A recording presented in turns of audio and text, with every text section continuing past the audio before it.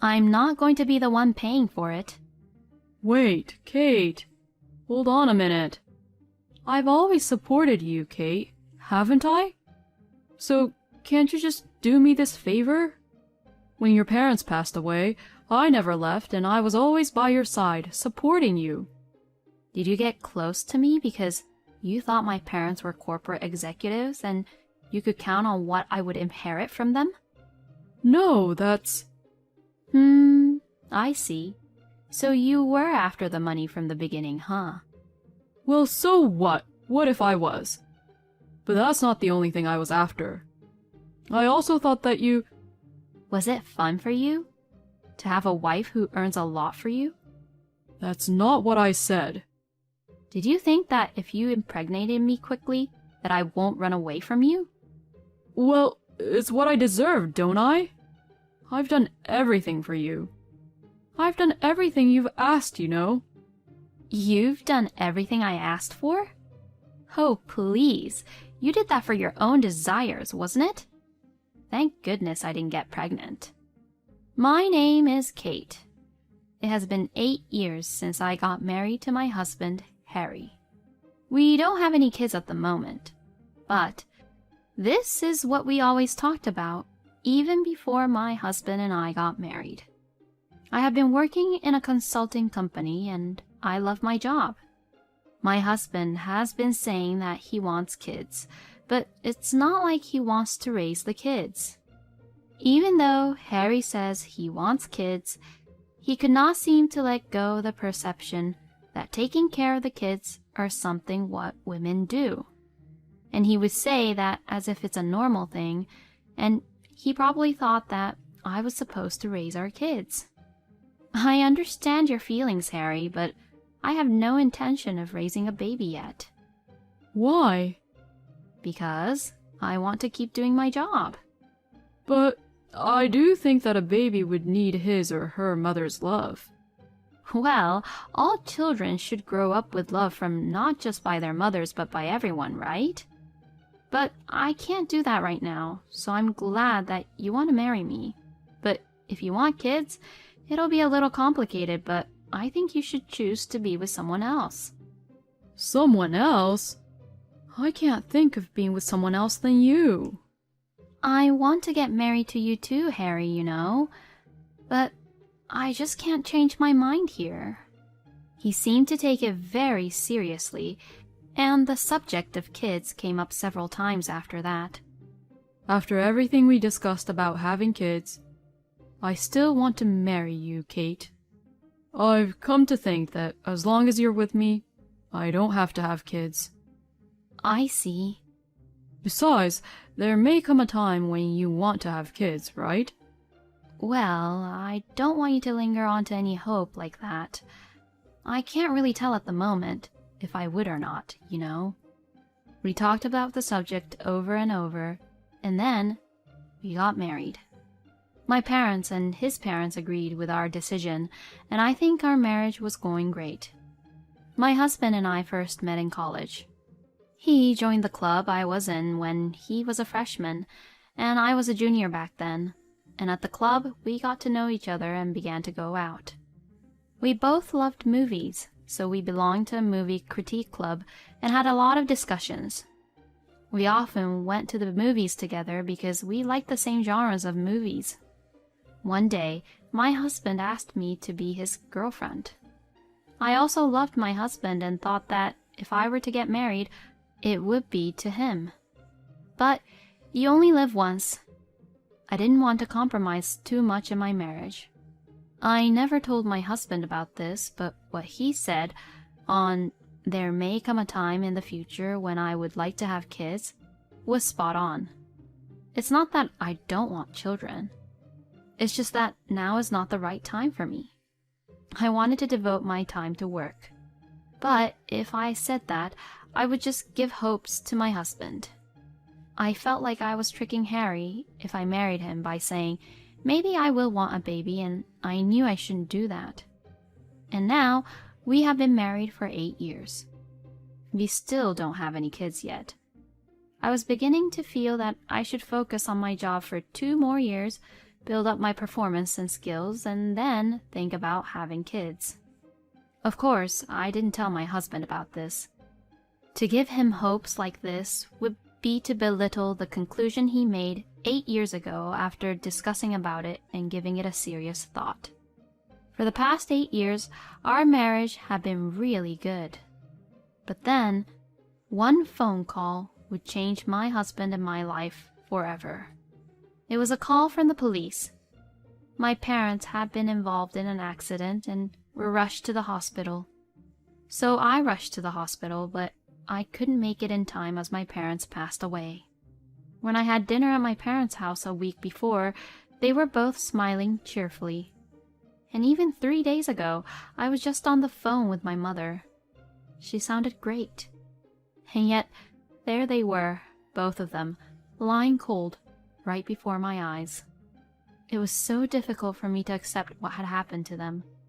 It was my husband who stood and supported me in my grief. After the funeral, even though Harry was a bit uncoordinated, he took care of the things around the house for me, who couldn't go to sleep because of my grief. My mother-in-law, Sarah, also rushed over and cooked us meals. Seeing this, I felt a little better knowing that I wasn't all alone. But this relationship would be destroyed because of what I would inherit from my parents. Money changes people. I never thought that this would actually happen to me in real life. During the week I was absent from work due to bereavement, I was able to live and eat well, with the support of my husband and Sarah. But I had a job that I had to go to. I couldn't just be in bed, crying all day. So I got myself together and went to work. My coworkers and bosses welcomed me back to the company kindly. My direct boss even tried to reduce my workload, but this didn't help me at all. At the moment, I just wanted to get a lot of work done and forget about my grief and sadness. I asked my boss to increase the number of the cases which I could be in charge of. Thanks to this, I was exhausted from work, but my mind seemed to have calmed down. And then one day, my husband brought up the subject of my parents. You know, I think it's time to start organizing your parents' things. It seems like things get a lot more difficult to handle after 3 months. I'm really sorry. I really didn't want to bring this topic up, you know. I can help you. Oh yeah, you're right. I do have to do it. I'll help you. You seem busy too, Kate. It's okay. I want to do everything that I can for my parents. I mean, I couldn't even take care of them as their daughter. I want to at least make sure they're well taken care of in the end. I see. All right, I understand.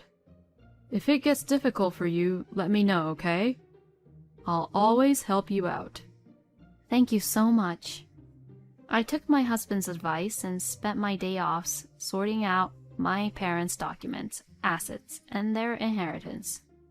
As a result, my parents' inheritance came to be about $2 million. After that, I continued to spend my day offs cleaning up my parents' house and sorting through their belongings. I spent a long time cleaning up my parents' house, and it reminded me of many things. I spent my childhood years at this house, and I moved out of this house when I got married. My parents' house is filled with many memories. In the summer, we ate ice cream in the garden, and in the winter, we made snowmans with the snow. Remembering these things, tears began to well up again. I wish I could raise my kids here. I mumbled these words to myself. It was a moment where the thought of having kids had greatly changed in my mind. I won't hesitate anymore. I'll make sure to tell my husband about how I felt. I went home with this thought in mind, but as it turned out, my husband and I ended up divorcing without ever discussing about what I felt about having kids. When I returned home, my husband welcomed me back home. Welcome home. Thanks, I'm back home. You know... Hey, Your parents' inheritance and the money, it all was transferred to you today, right, Kate? Excuse me? Well, I mean, you were talking to someone who's from the bank the other day, right? You were listening to the conversation? Oh yeah, I could hear it, you know. There's no way Harry could hear it. When I was on the phone, I was in my walk-in closet, which was in my study room at the time. I was picking out clothes when someone from the bank called me, and we were talking right then and there. So there was no way Harry could hear the conversation unless he actually came into my study room. Harry and I each have our own study rooms, and we usually hardly go into each other's studies. But if he heard my conversation, then that means that my husband was the only one who came into my study room at the time. Something feels wrong. I was feeling so happy just now. It's planned that you'd inherit $2 million, right? What? I didn't tell you about that, right? Oh no, I saw a written memo which I found on the floor a few days ago. He's lying. I did write it as a memo, but that memo was written on my schedule planner. So that means that Harry actually went through my stuff to see it. I didn't receive it yet. Oh? Really? Well, you see, I have a lot of work to do right now, so I don't have time to actually receive it. I see. My husband didn't ask any more questions other than that. But he seemed somewhat restless. Is it just me, or is Harry acting strange? It is not possible for Harry to be blinded by my parents' inheritance. He was the one who tenderly cared for me when I was grieving. Of course, that would never happen. That's what I kept on saying to myself. But the next day, what I had thought was completely different. Because Kate and her husband, John, came over and I found out their true nature. I'm home! Oh, welcome home, Kate. Oh, Sarah? And John too, you were all here? Yes, because today is a celebration. What are we celebrating for? Oh, Mother, come on, wait a minute. I told you that Kate hasn't received the inheritance yet. Oh? But isn't it already decided that she'll get it? If so, then that's good, right? What are you all talking about? Oh my God, Harry didn't tell you? We're going to rebuild our house. Huh? Oh, really? I'm sorry, I didn't hear about that. Oh, is that so? Well, it's okay. We'll be waiting for you to pay up. Huh? We're going to rebuild our house with your parents' inheritance. It seems like Sarah blurted out something that I hadn't ever heard. To begin with, both of my parents were working as executives of a company. Upon receiving the news of my parents' passing, my husband, who thought the inheritance will be a lot, told Sarah that he would rebuild the house and move in with them. And of course, he was planning to use my parents' inheritance money to rebuild his parents' house. You've got to be kidding me. Who would even go along with that ridiculous idea? I'm not going to be the one paying for it. Wait, Kate, hold on a minute. I've always supported you, Kate, haven't I? So, can't you just do me this favor? When your parents passed away, I never left, and I was always by your side supporting you. Did you get close to me because you thought my parents were corporate executives and you could count on what I would inherit from them? No, that's not it. I just remembered, Before we started to go out, you kept on asking me a lot about my parents, didn't you? What was that for? No, that's... I see. So you were after the money from the beginning, huh? Well, so what? What if I was? But that's not the only thing I was after. I also thought that you...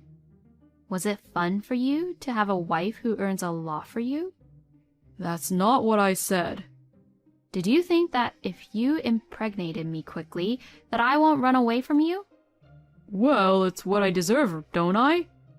I've done everything for you.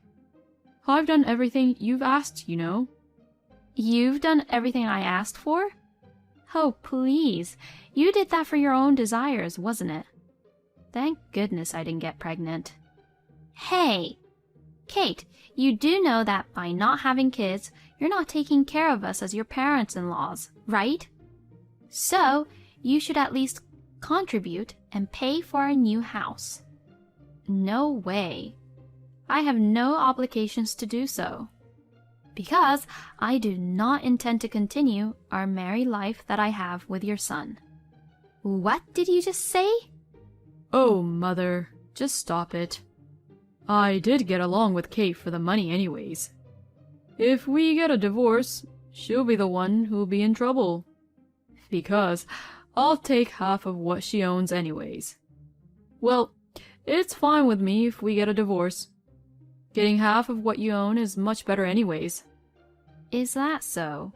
Well then, can you just leave now since we're getting a divorce? Huh?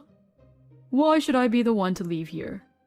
Well, that's because I own this house and it's under my name. Oh, then are you going to pay for the rent? It costs about $3,500 per month, so can you handle that? How dare you make fun of me? Of course I can pay that much. Oh, I see then. With your monthly salary of $2,800, I didn't know you could afford this rent. Were you investing or something? Well then, I guess I should leave, huh? Now, wait a minute. Actually, I wasn't really fond of this house from the beginning. So, I'll be the one leaving, but that's not because I can't pay the rent, okay? Okay, if you say so. Well then, please kindly leave. It's unfortunate that half of what you own would be taken away in the end, Kate. Sarah said that to me while she looked down on me. But, in any case, John, what was the point of you being here for? He was just silent the whole time. He never, ever said anything, so I really don't understand why he was there. After that, I expected that some things might go wrong with my divorce to Harry, so I hired a lawyer. And just as I expected, both Harry and Sarah was being a hassle throughout the whole divorce proceedings. Well, of course they'd act like that. Because they never got my property or the inheritance from my parents. My husband thought that he could at least receive $1 million from the inheritance, but he had no idea that inheritance doesn't apply to common property. He really must be an idiot. But Harry did try to take the common properties away from me. And he even claimed for $100,000 for it. But this is where his father John came in. It turns out that John was so fed up with his wife and his son during that talk, and he was completely agreeing on the divorce, and was also thinking of divorcing Laura. Laura desperately pleaded John not to leave her, and he said he wouldn't leave and divorce Laura on the condition that she would not receive any money from me. Laura, not wanting to get a divorce, desperately tried to persuade John, but in the end, she agreed to not receive anything from me. I'm glad you came in handy, John. I guess he wasn't being silent for nothing. Plus, John was the only one who contacted me to apologize. At that point, John promised me to keep both Harry and Sarah under his surveillance so that they wouldn't harass me, and he gave me his condolences to my parents. Since then, my husband and I got divorced and I was finally free. My ex-husband called me once to try to get back with me, but I ignored him. I had no obligations to help him as well. Harry and I have been living based on my earnings, and since then, John has been managing all his money, so I guess he won't have any freedom at all anymore. Harry and Sarah deserves what they got. I, on the other hand, decided to move out of the house and live back at my parents' house. And 4 years later, I remarried, and I am now pregnant. I am grateful to have a child, even though I am over 40 years old. I hope to be able to eat ice creams in the garden with my son. So Harry was after Kate's money from the beginning.